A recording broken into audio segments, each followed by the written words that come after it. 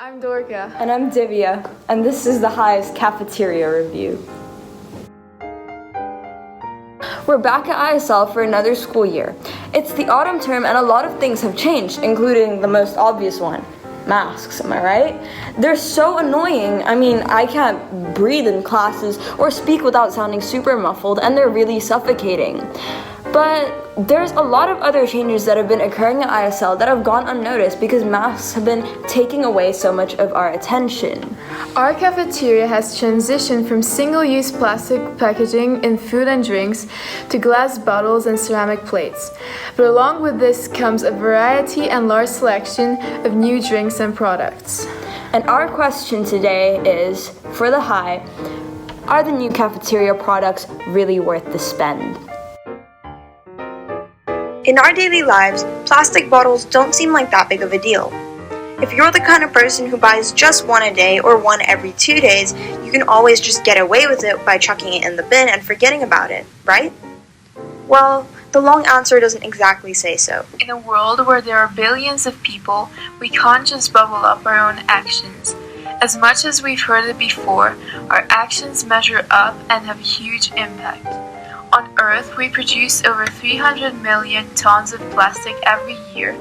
If you haven't already figured it out, that's a lot. Over 50% of the plastic that we produce is only for single use. That means you use it for a little bit of your life, but it stays on the planet and takes millions of years to degrade. Plastic is filling up the dark corners of the oceans and the darkest corners of land, and soon will pile up to become a problem we can't ignore anymore. The glass bottles that the cafeteria has recently transitioned to from polluting single-use plastic are ones that stay in the cafeteria, and there's a variety of new flavors and drinks to try. The cafeteria has recently introduced a line of teas, juices, and fruit nectars in their glass bottles that come in a range of flavors from blueberry and apple to even carrot and tomato. These new drinks promise quality flavors in bottles that are eco-friendly and portable too, but we wanted to put them up to the test. This was an important change because ISL produces a significant amount of waste, like many schools do, and this has a really detrimental impact on the environment and our surroundings, and this can be applied to a much larger scale. So the Eco Society last year did an audit. We interviewed Ms. Stockley and we learned about how much waste ISL actually produces. So Eco Society's process in making this change is that we just really encouraged and supported the idea of reducing our waste, especially plastic waste, as much as possible. So Mr. Cairns really led this initiative and helped the school make this transition and let us know that it would be done by August 2020. This year and in the future, the Eco Society is planning on expanding on this single-use plastic-free initiative because we're not fully there yet. We are mostly single-use plastic-free, but there are of course improvements that can be made. And we will be working with and following the steps of an organization called Plastic Free Campus so that we can become a plastic-free campus and learn how to do this. And so yeah, that's going to be one of our main focuses as we continue. Éliminer le plastique par rapport à l'écologie et par rapport au futur de comment ça se passe avec le plastique, le PET. Donc le but c'était de vraiment éliminer un maximum le plastique, qui fait qu'on a remplacé par le verre, et puis maintenant on va le remplacer aussi par l'aluminium, où à l'intérieur de l'aluminium il n'y a vraiment pas de plastique non plus. Okay,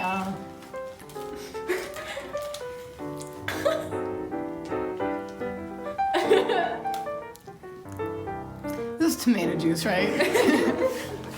It's kind of like, okay, I can tell it's tomato juice, but it's kind of bitter. And it's not very tasty, and it needs more salt.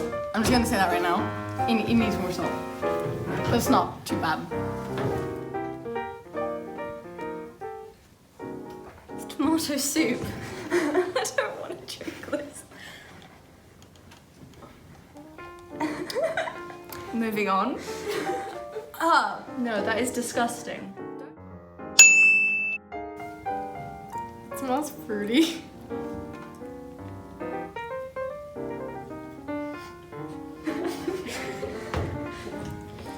Okay, so it tastes like orange juice. It's really sweet and it also tastes like some sort of other fruit. It just tastes like fruit juice with a lot of sugar, not that much fruit taste. Out of 10? Out of 10, I give that a 4.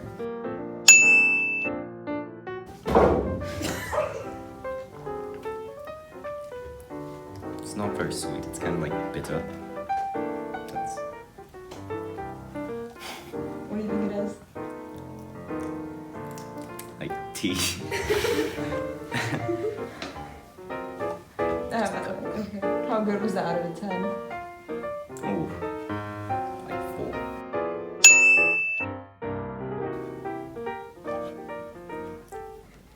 It's also very bitter. It's like not very sugary either, so I'd say it's another type of tea. So yeah. And do you prefer these drinks or the plastic bottle ones? The plastic bottles on, well, yeah. Yeah, they were nicer. And do you prefer the plastic drinks that we used to have, or In terms of the drinks themselves, yes. what do you think about the whole glass thing? It's good that they're changing, like, to be less damaging to the environment, but it's not, like, I think if they get better drinks, then it'll be better appreciated. And also, what do you think of the prices of the drinks right now? How much are they? Okay, so each drink is 4 francs. What? Okay. That's way too expensive. It's not very good, and don't buy it. I approve of the glass bottle thing, but if the drinks are terrible, like, but I'm still gonna drink it because I'm thirsty. So what's the final verdict of these new cafeteria drinks? Did they top or did they flop? Even though the initiative of the change was good for the environment, it is apparent that the drinks do not taste very good, and certainly aren't worth 4 francs. I mean, yeah, if you want to be spending your 4 francs on some mediocre tasting tomato juice, no, but in all seriousness, we find that this is a good change that the cafeteria has decided to make, and we hope they take more initiative in making more eco-friendly changes and helping the school in the future. We'll be on the lookout for any changes that the cafeteria may make. But until then, it's Divya And Dorga, thank you for watching. Bye!